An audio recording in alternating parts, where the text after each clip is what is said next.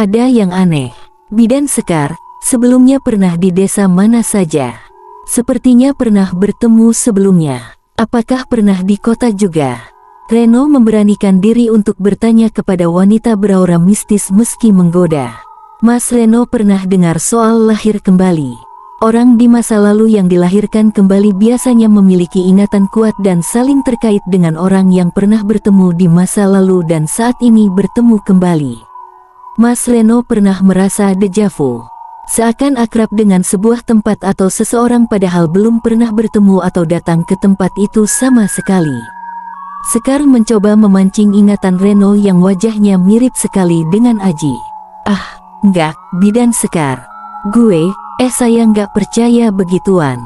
Reno menggaruk-garuk kepalanya yang tak gatal. Mas Reno panggil lu gue juga nggak apa. Bukankah usia kita hampir sama? Cuma aku aja yang sudah lulus bidan karena D3. Kalau Mas Reno kan sarjana. Sekar mencoba mencairkan situasi yang terlihat canggung. Iya, thanks. Kalau gitu, lu dari kota mana? Terus, berani tinggal sendirian di klinik bidan? Siapa bilang aku sendiri, Mas? Di klinik ada Mbok Darmi dan juga Bu Ratri yang bantu-bantu. Emang Mas Reno mau nemani Sekar kalau sendirian? Deg-degan. Seketika jantung Reno berdetak lebih kencang seperti genderang mau perang. Sekar memiliki pesona yang luar biasa, untung aja Reno kuat iman dan bisa menahan diri dari wanita pengabdi ilmu iblis itu. Kalau tidak, sudah pasti Reno mabuk kepayang seperti yang dirasakan Raden, Doni, Pak Muhyat, dan Pak Ujang saat melihat Sekar penuh pesona. Enggak juga. Kalau lu sendirian, biar barengan Fani sama Winda aja biar cewek tinggal sama cewek. Reno mencoba berbicara dengan datar dan tidak terpengaruh sama sekali, meski pesona mistis itu seolah mendayu-dayu di mata Reno. Oh, gitu ya Mas. Sekar merasa sedikit kecewa dengan jawaban dari Reno tetapi tidak akan menyerah begitu saja untuk bisa merayu dan mendapatkan Reno. Nah, ini kita sudah sampai di daerah perkebunan warga. Ada kebun stroberi, kentang, kopi, dan teh. Sayuran lain juga ada. Tapi mayoritas penduduk di sini menanam kopi, ujar Pak Ujang yang menjelaskan sambil memperlihatkan aktivitas para warga di desa Kauman kepada mahasiswa-mahasiswi KKN serta Bidan Sekar yang ikut keliling. Pak Muhyat merasa cemburu melihat sepanjang jalan Sekar justru dekat dengan Reno. Padahal tadi malam Sekar sudah berjanji akan melayani Pak Muhyat.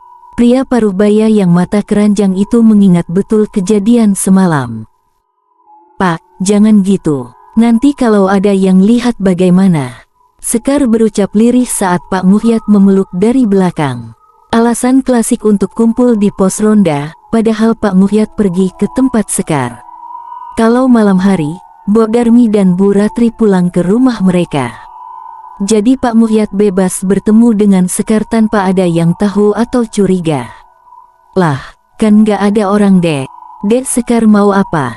Nanti aku turuti semuanya, asal besok saja Pak, jangan sekarang. Aku tahu maksud Bapak, tapi lebih baik besok. Aku capek, Pak dari perjalanan jauh. Sekar menolak dengan halus maksud tujuan Pak Muhyat jelas pasti ingin menikmati tubuh Sekar. Benarkah Dek? Kamu tahu maksud Bapak, kamu mau beri? Iya Pak, siapa aku bisa menolak keinginan kepala desa Kauman. Pak Muhyat pun mencium Sekar dengan penuh semangat tanpa mengingat istri dan anak di rumah.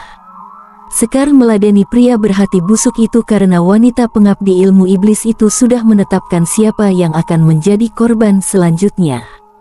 Pak Muhyat terangsang hanya dengan membayangkan ciuman hangat tadi malam. Pokoknya malam ini aku harus bisa mencicipi Sekar bagaimanapun caranya.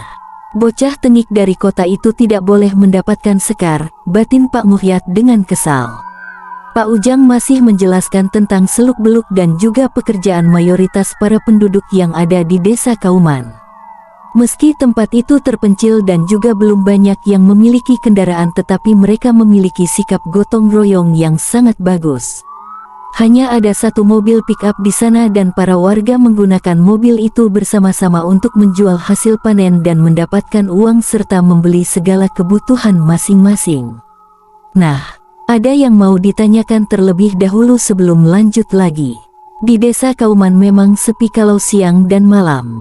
Siang para penduduk ada di kebun atau pergi ke kota bawa hasil panen. Kalau malam tidak ada yang keluar dari rumah karena memang di sini ada larangan untuk tidak keluar rumah setelah pukul 8 malam kecuali petugas ronda keliling.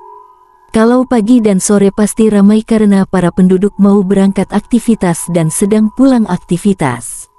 Begitu, Pak Ujang tersenyum menatap Sekar, tetapi tidak berani terlalu lama memandang karena takut dengan Pak Muhyad. Sedangkan Fani dan Radin masih sibuk bertengkar soal jelalatan. Winda dan Doni menyimak informasi. Reno juga menyimak meski Sekar masih saja di sampingnya. Pak Muhyad di belakang Reno dan Sekar. Terima kasih penjelasannya, Pak Ujang. Kami akan mulai menjalankan tugas dari dosen hari ini juga. Bolehkah kami mengetahui apa saja yang sudah dibuat dari desa untuk infrastruktur di sini? Reno mewakili teman-teman karena dia menjadi ketua KKN. Boleh. Ini biar Pak Muhyad yang menjelaskan. Silakan Bapak Kepala Desa. Pak Ujang mempersilakan Pak Muhyad mengambil alih kegiatan hari ini. Semua kegiatan berjalan dengan lancar dan mereka pun berpisah karena Sekar harus mengurus klinik bidan bersama dengan Mbok Darmi dan Bu Ratri. Sedangkan Reno dan kawan-kawan pergi ke kantor Pak Muhyad. Reno, ngerasa ada yang aneh nggak sama bidan tadi? Winda bertanya kepada Reno saat perjalanan menuju ke rumah sore itu. Napa emangnya? Lu rasa apa? Reno bukannya menjawab justru kembali bertanya. Aku rasa ada hawa gelap di bidan itu, paling cuma perasaanku aja. By the way, soal Radin. Kenapa dia bisa lupa ya? Gue rasa emang setan mesum itu naksir Radin. Pasti nggak cuma sekali kemarin aja si Radin bakal digangguin. Gue yakin selanjutnya juga sama saja. Nanti setelah diganggu, Radin akan lupa dengan apa yang terjadi. Reno menjawab dengan santai karena Radin memang sudah diincar oleh wanita seram dengan lidah panjang, mata besar, gigi runcing, dress putih, rambut panjang terlihat sangat mengerikan. Iya, aku rasa juga gitu. Terus, gimana soal Fani? Gue lihat Om Gende genit di belakang rumah naksir Fani. Lihat aja cepat atau lambat dia bakal didatengin juga. Reno sudah tahu kalau ada genderuwo yang suka dengan Fani sejak awal masuk ke dalam rumah bangunan tua tersebut. Namun Reno diam saja karena tak mau membuat yang lain panik. Serem kalau Gende. Oh iya, Reno, kamu bisa seperti ini karena indigo. Selidik Winda yang makin penasaran. Nggak, kata bokap gue, ini karena ada yang jaga aja. Gue nggak paham sih. Kalau lu gimana? Jarang ada cewek yang pemberani macam lu. Aku memang bisa lihat mereka sejak kecil. Desa ini banyak banget penunggunya. Mungkin karena dulu dipakai orang Belanda dan banyak orang yang meninggal di sini sih. Oh iya, soal Fani sama Radin baiknya gimana? Doni tahu nggak? Gue nggak mau banyak ikut campur Win. Biarin aja. Doni tahu kalau Radin emang niatnya ajak Fani ke sini buat gak. Tapi biarin aja lah. Gue juga males urus hidup orang lain. Hidup gue aja belum becus urus sendiri. Ya udah kalau kalian udah tahu. Setidaknya kalau ada hal buruk terjadi, kalian harus waspada. Soalnya tempat seperti ini memang susah kalau ada yang niat buruk. Winda memberikan peringatan karena sudah tahu kemungkinan seperti apa yang akan terjadi. Iya, Winda, gue mau mandi dulu ya. Entar kita bagi jatah yang masak pagi dan malam. Kalau siang, kan makan di balai desa. Oke, bye. Reno bergegas masuk ke dalam rumah dan bersiap-siap untuk mandi. Reno, padahal aku lihat ada makhluk mengerikan yang ingin dekatmu tadi malam. Apa aku harus bilang? Kuntilanak berambut putih seperti nenek-nenek sepertinya sangat jarang dilihat. Makhluk apa itu? Batin Winda yang menatap Reno berlalu pergi. Tadi malam saat tidur ramai-ramai di ruang tamu, Winda terbangun sekitar pukul 3 pagi dan terkejut melihat makhluk seperti kuntilanak tetapi rambutnya putih panjang, kuku hitam tajam dan panjang, kulit keriput di wajah dan mata hitam legam dengan bibir merah bergigi tajam membuat Winda ketakutan. Makhluk itu menatap Reno yang tidur dan hendak memegang pria itu saat terlelap. Apa itu? Tidur lebih awal. Reno sebenarnya menyadari ada hal yang aneh terjadi di desa itu, tetapi dia memilih untuk diam saja dan tidak mau membahas hal seperti itu.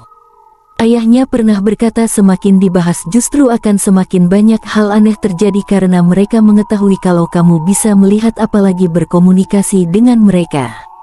Reno segera mengambil peralatan mandi serta handuk dan pakaian ganti kemudian bergegas menuju ke kamar mandi yang hanya ada 2 di rumah tersebut.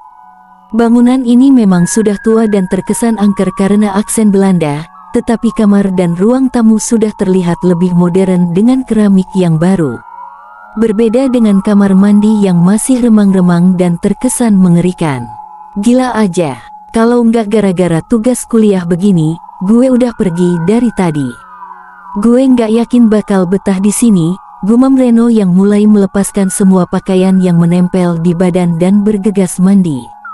Dia tidak berani untuk berlama-lama di dalam kamar mandi yang memang minim penerangan. Aji, tiba-tiba terdengar suara bisikan yang entah dari mana. Reno mengelus tengkuknya yang tiba-tiba meremang. Siapa itu Aji? Kenapa sejak kemarin Reno mendengarkan suara bisikan yang menyebut nama Aji? Sebenarnya siapa itu Aji? Reno bergegas menyiram badannya, menggunakan sabun dengan cepat menggosok tubuh, dan segera badan untuk menyelesaikan mandi. Bodoh amat belum sikat gigi. Dah gue mau cepet-cepet keluar aja. Gerutu Reno sambil menggunakan handuk untuk mengeringkan tubuh. Setelah selesai mengeringkan tubuh dengan handuk, Reno segera menggunakan pakaian dengan lengkap dan keluar dari kamar mandi dengan terburu-buru. Tidak sengaja dia menabrak Doni. Anjir! Seru Doni terkejut karena baru saja keluar dari kamar mandi dan justru tabrakan dengan Reno. Asem, ngagetin aja lu Don. Reno ternyata juga terkejut karena terburu-buru karena takut. Lah, lu yang ngagetin kenapa jadi marah sama gue? Astaga Reno, sorry, gue kaget soalnya tadi di kamar mandi. Set, udah ayo ke kamar dulu. Doni langsung menarik tangan Reno untuk segera ke kamar. Selain di kamar memang lebih terang, aura di kamar berbeda dengan tempat lain. Kamar yang dipilih Reno dan Doni memang lebih cerah dan auranya terang. Berbeda dengan kamar yang lain. Kedua pria itu terlihat ketakutan, pasti ada hal buruk yang terjadi. Ada apa Don? Tanya Reno penasaran. Tadi di kamar mandi ada yang manggil-manggil nama cowok. Gak tahu siapa, tapi gue yakin itu bukan orang. Bukan suara Fanny atau Winda kok, jelas Doni seolah-olah yakin dengan apa yang dia dengar tadi. Reno langsung menatap lekat Doni, dia bertanya, nyebut Aji bukan? Lah, kok lu tahu? Anjir jadi merinding nih gue. Reno jangan ngerjain gue napa. Doni memang tidak begitu berani dengan hal gaib. Gue denger juga soalnya. Apes banget KKN dapet tempat terpencil dan serem begini. Tadi lu lihat nggak sih? Para warga pada aneh kan? Kebanyakan macam nggak suka aja dengan kita yang dari ibu kota. Apa perasaan gue aja ya? Reno teringat tadi saat perkenalan ke para penduduk dan melihat keseharian mereka. Banyak yang bersikap aneh dan terlihat tidak suka dengan kehadiran mereka. Ah, gue jadi stres nih. Gimana mau ngerjain tugas kalau kondisi saja nggak mendukung? Untung aja nih kamar nggak horor. Kalau horor juga, gue dah pulang dari tadi pagi. Doni jadi menggerutu sambil mengacak-acak rambutnya karena kesal. Iya, gue juga heran. Kenapa banyak penampakan juga di sini? Eits, penampakan apa nih? Jangan lu bilang kalau emang banyak hantu di sini. Ah, gue mau pulang aja Reno. Gue nggak betah di tempat begini. Doni mulai merengek minta pulang padahal baru saja kemarin mereka sampai di desa Kauman. Jelas saja ini tidak bisa terwujud. KKN mereka baru saja dimulai, kenapa minta pulang? Dah, nggak usah bahas. Gue juga sebenarnya nggak suka aura desa ini. Tapi, ya udah, selesaikan tugas dengan baik dan cepat biar bisa pulang tepat waktu oke? Besok kita ajak yang lain buat bagi tugas biar cepet selesai, gimana? Reno mencoba membujuk agar Doni tidak panik lagi. Oke lah, Gimana-gimana juga nggak bisa pindah tempat KKN. Ya udah, gue pasrah. Asal jangan bahas hantu lagi, oke? Beres. Reno tersenyum sambil mengacungkan jempol tangan tanda setuju.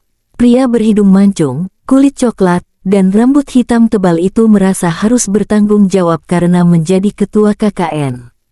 Kalau tugas KKN ini tidak berhasil diselesaikan, pasti dosen pembimbing akan marah terlebih dahulu kepada Reno. Apalagi mereka yang memilih untuk ke desa Kauman yang berada di tempat terpencil. Reno sebenarnya menghindari ibu tirinya yang genit di rumah karena ayahnya sedang tugas kerja di luar pulau. Reno pernah hampir dilecehkan oleh ibu tirinya yang memang usia tidak jauh dari Reno. Pria itu berpegang teguh untuk tidak melakukan hubungan dewasa sebelum menikah. Apalagi melakukan zina dengan ibu tiri, jelas Reno tidak mau. Tak sudi. Kalau soal Doni yang ikut, memang murni karena ingin satu KKN dengan Reno. Mereka memang teman tak terpisahkan plus si Radin. Hanya saja saat ini Radin lagi dimabuk cinta dengan Fanny, jadi jarang kumpul bersama. Doni anak orang kaya, seperti Reno. Namun sifat Doni lebih manja meski pernah jadi fuckboy juga, sifat Doni masih jauh lebih baik daripada Radin. Sedangkan Radin dan Fanny jelas saja KKN hanya jadi kedok agar mereka bisa bersama dan bermesraan tanpa diganggu orang lain. Mereka memang sejak awal paling sering berpikir mesum, oleh karena itu menjadi orang pertama yang diganggu makhluk gaib di desa Kauman. Keduanya berniat mau berhubungan saat tidak ada yang mengawasi. Seperti kemarin malah apes si Radin dilahap burungnya oleh hantu lidah panjang. Reno, panggil Doni yang sudah rebahan di kasurnya. Lu suka nggak sama Winda? Deg-degan. Doni tiba-tiba bertanya random banget. Bagaimana Reno bisa menjawab pertanyaan seperti itu? Heran saja. Emang napa? Reno berbalik bertanya. Ya elah, lu kalau ditanya malah balik nanya. Gimana sih? Hahaha, kan jadi kepo juga. Lu suka ya ama Winda? Selidik Reno berharap Doni mau jujur menjawab. Gue nggak tahu sih, tapi Winda itu menarik dan original. Menarik apaan? Emangnya barang branded, original apaan? Oi, emangnya varian rasa? Aneh-aneh aja lu Don. Reno menertawakan Doni yang menjawab aneh. Ah lu nih sukanya ngejek mulu. Gue sepertinya nih suka ama Winda. Tapi nggak tahu gimana deketin dia. Reno merasa sakit mendengar pengakuan Doni. Padahal Reno juga tertarik pada Winda, tapi tidak mungkin berebut wanita dengan sahabat sendiri. Reno memilih memendam perasaan saja demi Doni dan persahabatan mereka. Deketin aja. Lagi pula di sini juga banyak waktu buat pendekatan. Tenang aja bro. Iya. Ya udah, gue tidur dulu. Udah nyaman rasanya cerita gini jadi lega. Iya, Matt tidur bro. Gue juga mau tidur. Oke. Reno dan Doni pun memejamkan mata untuk tidur lebih awal. Mereka tidak mau bergadang apalagi di desa terpencil seperti ini. Tak peduli sedang apa dan bagaimana si Radin, Fanny, dan Winda, lebih baik Reno dan Doni istirahat untuk melanjutkan tugas KKN besok. Mereka tak peduli belum makan malam atau membahas soal siapa yang akan memasak besok pagi. Dan pembagian jadwal masak karena takut ada hal aneh lagi terjadi. Reno dan Doni memilih istirahat dan melanjutkan semua besok saja. Mangsa pertama, Pak, mau kemana malam begini? Tanya Bu Asih, istrinya Pak Muhyat sambil menutup korden jendela. Mau ke tempat Pak Ujang. Ada yang mau dibicarakan, jawab Pak Muhyat menutupi kebohongan. Kenapa nggak besok saja Pak? Lagi pula besok Risa sama Yuyut sekolah. Kalau Bapak bangunnya kesiangan, siapa yang antar mereka? Jalan jauh banget Pak, kasihan anak-anak. Bu Asih mulai mengeluhkan sikap suaminya yang tiba-tiba jadi berubah semenjak anak KKN datang. Meski baru 2 hari, tetapi Bu Asih hafal pasti ada hal aneh pada Pak Muhyat. Risa dan Yuyut kan sudah besar. Naik sepeda sendiri juga nggak apa. Kalau Bapak pakai motor terus ya boros Bu. Udah, Bapak pergi dulu, nggak mau debat. Tapi Pak, Bu Asih hanya geleng-geleng kepala saja melihat tingkah laku suaminya yang mencurigakan sekali. Pak Muhyad segera berjalan membawa Senter menuju ke arah klinik bidan yang ada di ujung desa, dekat dengan lapangan. Bertolak belakang dengan rumah Pak Ujang dan sekolah Risa dan Yuyut. Jadi, alasan Pak Muhyad ini terkesan ngadi-ngadi atau mengada-ada. Pak Muhyad buru-buru berjalan menuju ke klinik bidan karena Sekar memang menggoda. Namun di waktu yang sama, Sukma pun berubah bentuk menjadi mengerikan.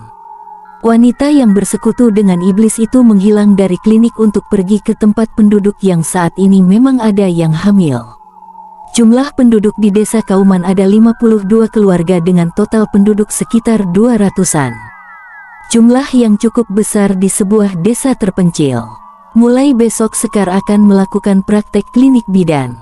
Sekar berubah menjadi wujud nenek tua berambut putih panjang dengan pakaian putih lusuh.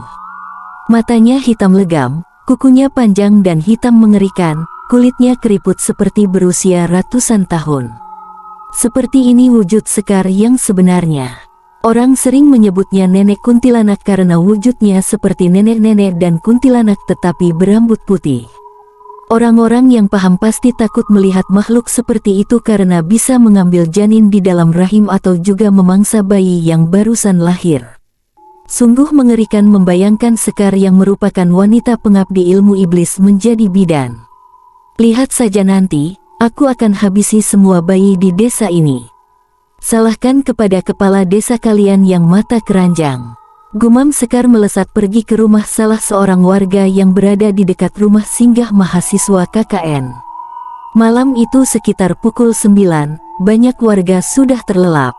Sedangkan Tia belum bisa tidur karena hamil anak pertama cukup menyulitkan baginya yang dahulu tinggal di kota, sekarang di desa terpencil.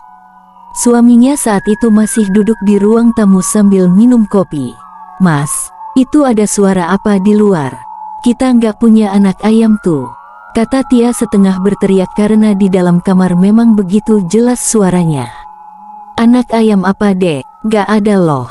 Si Tarno masih asyik saja bermain gamebot, permainan yang pakai baterai. Di sana memang jarang yang punya televisi karena diminta pungutan listrik lebih besar dengan daya genset terbatas. Kalau cas lampu dan lain-lain sebulan hanya 30.000, kalau ada televisi jadi tambah 50.000. Itu juga televisi buat nonton DVD saja. Sinyal ponsel dan jaringan televisi susah di sana. Tia mendengar suara anak ayam dari luar rumah. Tepatnya samping kamar yang ada jendelanya. Namun Tarno malah mengabaikan begitu saja. Tia makin merasa tak nyaman karena pernah dengar mitos kalau ada suara anak ayam malam hari padahal tidak pelihara ayam. Itu tandanya ada hantu wanita yang menyeramkan di sana.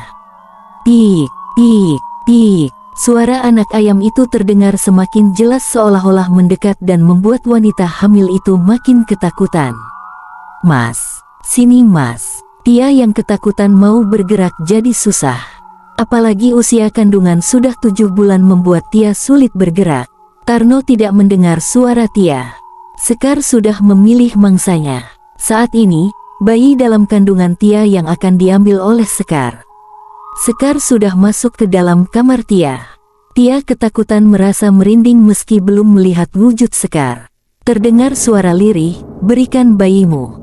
Aku akan bebaskan kamu dari kematian kalau kamu berikan bayimu." Sekar sudah beraksi membisikkan kata-kata mengerikan kepada Tia. Mengancam dan mencoba mendapatkan keuntungan dalam perjanjian. "Siapa kamu? Kenapa ganggu aku? Pergi. Mas Tarno, mas tolong." Tia mencoba berteriak untuk memanggil suaminya tetapi percuma saja karena di kamar itu dibuat oleh Sekar tidak bisa didengar oleh orang lain di luar kamar. Tarno sama sekali tidak mempunyai firasat buruk tentang istrinya yang saat ini di dalam kamar dan tidak terdengar suara apapun dikira sudah terlelap tidur. Tarno yang tidak peka itu justru membawa bencana besar dalam kehidupan rumah tangganya. Dalam waktu sekejap, Sekar menampakkan diri kepada Tia. Wanita hamil itu teriak ketakutan. "Setan, hihihi, serahkan bayimu atau kau mati. Serahkan bayi dalam kandunganmu." Seru Sekar berkali-kali membuat Tia jadi makin ketakutan.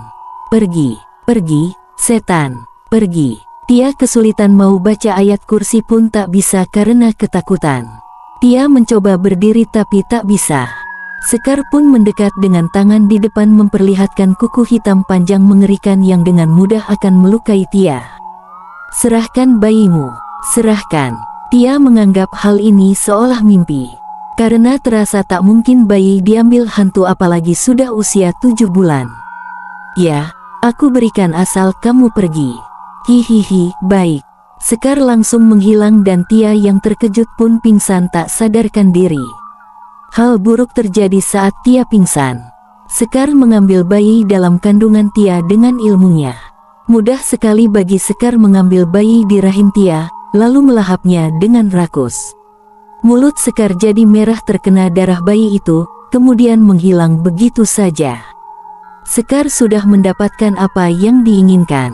Sekar tersenyum, lalu tertawa puas karena mangsa pertama di desa Kauman sudah didapatkan yang berarti ilmu Sekar semakin tinggi. Hi, dasar manusia bodoh. Istrinya teriak tidak dipedulikan. Rasakan sekarang kau tidak akan pernah punya keturunan. Sekar mengutuk Tarno yang tidak peduli dengan istrinya. Bayi dalam kandungan Tia benar-benar menghilang dari rahim. Tia tidak sadarkan diri dan lupa dengan kejadian tadi sehingga tidak tahu sama sekali apa yang menimpa dirinya. Semua dilakukan oleh Sekar agar tidak ada orang yang curiga terlebih dahulu. Sekar masih memiliki banyak tugas untuk membuat para penduduk di desa Kauman kapok berbuat jahat. Ya, mereka kaum Adam di desa Kauman sering berselingkuh, tidak setia. Bahkan uang hasil menjual panen yang tidak banyak pun digunakan oleh mereka membayar wanita sewaan di pinggiran kota. Miris sekali bagi wanita yang tinggal di desa Kauman dan tidak tahu sama sekali apa yang diperbuat oleh suami mereka. Aku sangat benci terhadap pria yang tidak setia dan juga mata keranjang. Lihat saja nanti aku akan membunuh mereka satu persatu dan juga mengambil keturunan mereka agar tidak ada lagi orang tak berguna seperti itu di sini. Aku juga akan menyengsarakan mereka yang sudah tidak setia. Gumam Sekar yang melayang pergi dari rumah Tia menuju ke klinik bidan. Tak disengaja, Winda melihat kejadian Sekar yang keluar dari rumah Tia dan melayang pergi melesat ke arah klinik bidan. Winda langsung membaca doa meski merasa ketakutan melihat penampakan itu. Ya Allah, apa itu tadi? Makhluk yang kemarin di ruang tamu saat aku dan kawan-kawan tidur. Kenapa sekarang makhluk itu keluar dari rumah tetangga? Sebenarnya makhluk apa itu dan kenapa wujudnya mengerikan sekali? Aku harus menceritakan ini kepada Reno besok agar tahu apa yang sebenarnya terjadi di sini. Winda berjanji pada diri sendiri akan bertanya dan juga menceritakan apa yang dilihat kepada Reno besok hari. Hanya Winda dan Reno yang peka terhadap makhluk seperti itu. Sedangkan yang lain mungkin hanya merasa takut tetapi tidak bisa melihat atau mendengar mereka. Mungkinkah Doni, Radin, dan Fani akan percaya apa yang Winda lihat?